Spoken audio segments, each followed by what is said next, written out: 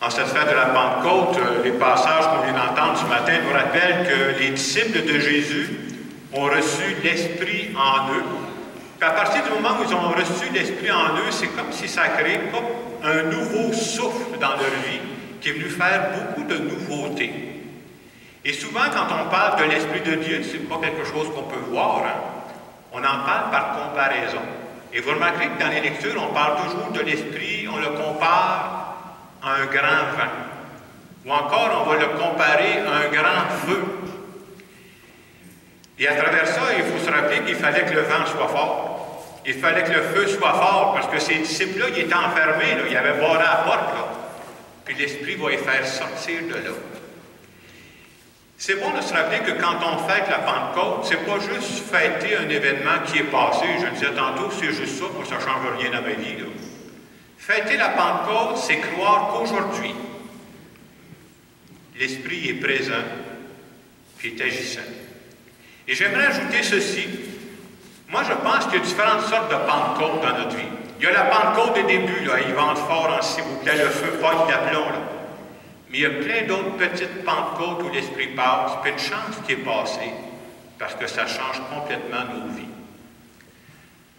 Et quand c'est ce que j'appelle la Pentecôte des débuts, là, quand ils vendent fort et que le feu pogne d'aplomb, là, c'est rare qu'on pense à l'Esprit Saint, parce qu'on est occupé par autre chose. J'essaie de trouver des exemples concrets. Cet après-midi, je vais célébrer, on va avoir une messe spéciale pour les anniversaires de mariage. Ça peut ressembler à quoi dans un couple quand le vent vente fort et que le feu est poigné d'aplomb? J'ai pensé au début. C'est plus au début, quand le gars trouve sa blonde, là, ou que la fille trouve son chum. Ceux qui ont connu ça, là, pensez à vos jeunes années, là, ils vendent fort par moment. Puis le feu est plus d'aplomb, là. Il arrive des circonstances où on ne reconnaît même plus des personnes, là. Vous savez, souvent, quand tu commences au début de ta vie adulte, tu n'as pas de scène devant toi, tu es cassé comme un clou. Mais malgré ça, même le gars qui t'approche de ses scènes, il est prêt à se lousser pour acheter un cadeau à sa blonde. Il faut qu'il vende fort. Il faut que le feu soit pris d'aplomb.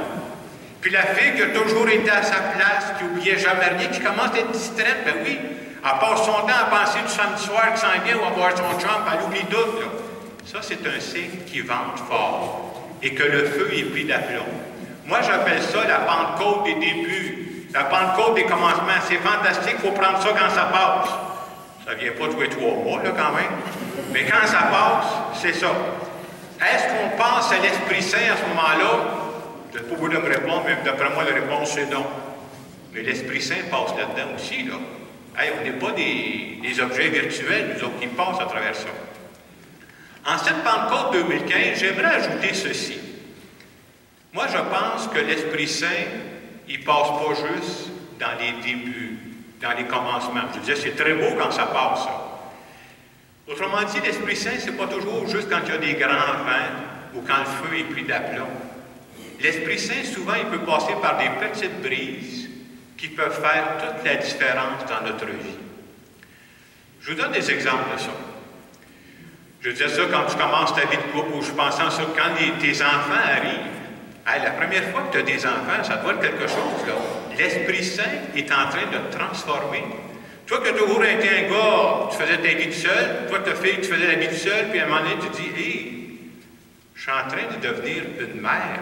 L'Esprit est en train de changer mon cœur pour faire un cœur de mère avec moi, pour faire un cœur de père. C'est des moments tellement merveilleux, là, puis tu n'oublies pas ça, hein. Tu dis, c'est quelque chose. Je me suis tellement senti emporté, j'avais l'impression que j'étais habité par un feu sacré à ce moment-là. Je veux juste vous dire que par après, des fois, c'était pas toujours aussi joyeux, mais l'Esprit Saint peut être à l'œuvre aussi. Il peut arriver que quelques années plus tard, tu reçoives un téléphone de l'école pour te parler de ton ado qui vient de faire un coup de claque à l'école, là. Toi, tu n'as rien oublié de la naissance de ton enfant, là. Comment tu étais habité, tu avais le feu sacré. Puis suite au téléphone, c'est peut-être un autre genre de feu qui t'habite maintenant. Mais peut-être que tu as encore besoin de l'Esprit Saint pour dire « Hey ». Puis suite au téléphone, mais tu te rends rencontrer à la direction de l'école pour rencontrer ton gars ou ta fille, puis tu prends le temps de te calmer. L'Esprit Saint passe de même aussi des fois. Puis devant le coup plate que ton gars ou ta fille a fait, tu auras choisi de prendre du temps pour parler avec lui, avec elle. Prendre du temps pour faire un autre bout de chemin. On s'entend-tu que c'est pas les grands vents du début, c'est pas le feu sacré du début, mais la petite brise de l'Esprit Saint à ce moment-là de ta vie, ça peut faire toute la différence dans la vie de ton gars ou dans la vie de ta fille. L'Esprit Saint passe. Je parlais qu'au début des couples, quand les couples commencent, puis j'en vois, moi, quand je fais des mariages, le feu est pogné, là. Hey, j'ai déjà entendu quelqu'un, pourquoi tu veux le marier? Il n'y a aucun défaut. J'ai dit, il faut qu'on se parle. Tu sais, il faut que je sois professionnel avec le monde, moi, quand même. Mais c'est pas facile à raisonner, ce monde-là, là. Donc, au début, tout est fantastique, tout est beau, là. Mais à un moment donné, on sait que quand on vit en couple, on vit avec d'autres, c'est inévitable qu'il y ait un accrochage. Hey, moi, je vis tout seul, mais je ne m'entends pas toujours avec moi-même. Imaginez-vous quand vous ramassez avec un autre. C'est inévitable qu'il y ait des accrochages de temps en temps. On est humains. On ne vit pas dans les nuages, nous autres. Puis on sait ce que ça fait, ces moments-là. Hein. La tentation, c'est de rester sur ses positions, de ne pas bouger, puis de faire sentir à l'autre son mécontentement. Et en même temps, à un moment donné, quand tu penses à dire, bien, je pense que devant cette froidure-là, je vais essayer de repartir la machine, de briser le silence, de faire un pas pour dégeler l'atmosphère. Moi, je pense que dans ces moments-là, c'est pas facile, là. Moi, je pense que c'est l'Esprit Saint qui t'inspire de ne pas rester ses breaks. Et l'Esprit Saint, à ce moment-là, c'est vrai qu'il ne souffle pas des grands vents comme au début, là. C'est vrai que ce n'est pas le feu sacré, c'est d'autres choses qui t'habitent à ce moment-là. Mais cette démarche-là que tu vas faire en sorte que ton couple va être plus solide. Moi, je ne suis pas en couple, mais j'ai vécu ça avec des amis. Tu sais, à un moment donné, il arrive un accrochage, un malentendu. On prend le temps de se parler, on prend le temps de s'expliquer. Puis après ça, c'est pas comme avant. C'est mieux qu'avant. Parce que le fait que tu t'es parlé et tout ça, c'est comme si à partir de cette expérience-là qu'on a surmontée, avant de nous faire broncher, ça va prendre quelque chose de solide.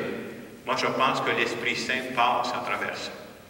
Je crois que l'Esprit Saint passe même à travers des périodes de tristesse. À un moment donné, je ne sais pas, moi, ta conjointe revient à la maison, puis elle vient d'aller voir son médecin. Puis elle t'annonce que son médecin a dit, « Madame, pour le reste de vos jours, vous aurez à composer avec telle maladie. » C'est quelque chose, ça, là. Puis elle vient t'annoncer ça, puis tu vois très bien sa tristesse dans ses yeux, puis tu sens très bien la tristesse qui t'habite à toi aussi. Puis quand tu arrives des situations comme ça qui ne sont pas prévues, là, tu ne sais pas quoi dire. Puis tu n'as jamais été un grand poète, là, puis tu dis qu'est-ce que... Puis finalement, tu finis par lui dire, je vois bien que tu es triste, mais je veux juste te dire que je serai toujours là, à côté de toi. Il y a des paroles comme ça, si vous saviez comment ça fait du bien de les entendre à des moments précis. Et quand on est fragile, ces paroles-là, là, ça fait toute la différence.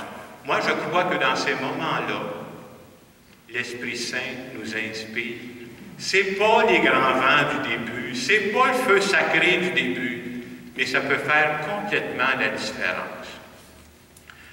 Je voulais dire aussi qu'il me semble, puis j'espère que vous avez fait cette expérience-là, qu'à certains moments, il nous vient des idées, tu dis, ça vient de moi, mais ça ne vient pas juste de moi, ça me dépasse. Bon, l'expérience que je vais vous conter, vous la connaissez, mais je résume un peu des fois les faits, parce que vous n'avez peut-être pas su depuis le début. Il y a 1 an environ, j'ai pensé à dire, bien, qu'est-ce qu'on pourrait faire pour ne pas oublier les personnes qui sont décédées, qu'on a aimées. Je sais que j'ai passé les petits anges. Mais avant d'aboutir aux petits anges, il y a eu d'autres étapes là-dedans. Là.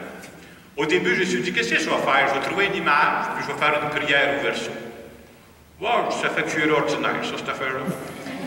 Je dis, je vais continuer à fouiller un peu. Puis d'abord, je cherchais une image d'ange, je n'ai pas trouvé une belle image d'ange. Après ça, j'en ai parlé du monde que je connais, puis j'ai une de mes amies qui fait des bijoux. Elle achète des affaires, puis elle fait des bijoux chez elle. Puis elle dit, je vais t'emmener. Elle m'a emmené dans des magasins où on fait des bijoux. Elle Jacques Lamoureux dans un magasin où on fait des bijoux. C'est pas tout à fait de ma place, c'est pas mon domaine à moi. Puis finalement, ce que j'ai vu, c'était pas beau. Puis de fil en aiguille, on m'a parlé, bien, tu pourrais peut-être fouiller sur un site Internet, et c'est là que j'ai trouvé l'ange que je vous ai passé. Mais ça a pris du temps avant que ça aboutisse, cette affaire-là. Puis une fois que j'ai eu l'ange, je vais vous dire ce qui me passait par la tête. Ouais, tu l'as trouvé, là, mais peut-être que ça ne dira absolument rien au monde, ça, cette affaire-là. Puis j'ai hésité, j'ai dit, bon, peut-être que tu pourrais tenir ça mort. Puis finalement, au mois de novembre dernier, parce qu'à l'occasion, on rappelle les morts au mois de novembre, je vous ai parlé de ça. Puis j'ai dit, si vous voulez en passer, puis on en a passé plus de 11 000. C'est quelque chose. J'ai encore des demandes. J'ai une demande, il y en a un qui en veut 50, là, que j'achète. Ou je communique avec mon chinois pour le faire travailler. Là. Parce que je voudrais qu'au mois de novembre prochain, on en passe pour ceux qui ont des défunts pendant l'année. Mais quand je repense à ça, là, pour être honnête avec vous, je ne sais pas si je suis flyé, je dis c'est une idée qui vient de Jacques. Mais c'est pas vrai que ça vient juste de Jacques. Sinon, ça n'aurait pas fonctionné. Alors, en cette fête de la Pentecôte, on se rappelle que c'est vrai que c'est beau. J'espère que vous n'avez pas oublié ça, les grands vents du début. Là. Quand le feu est pogné d'aplomb, oubliez jamais ça, c'est des beaux souvenirs, ça. Mais c'est aussi beau aussi quand en cours de route, l'Esprit Saint nous envoie des petites brises qui font toute la différence. Et dans le moment de silence qui va suivre, j'aimerais que vous preniez du temps pour dire, est-ce que je suis capable d'identifier un moment ou l'autre où l'Esprit Saint a soufflé dans ma vie?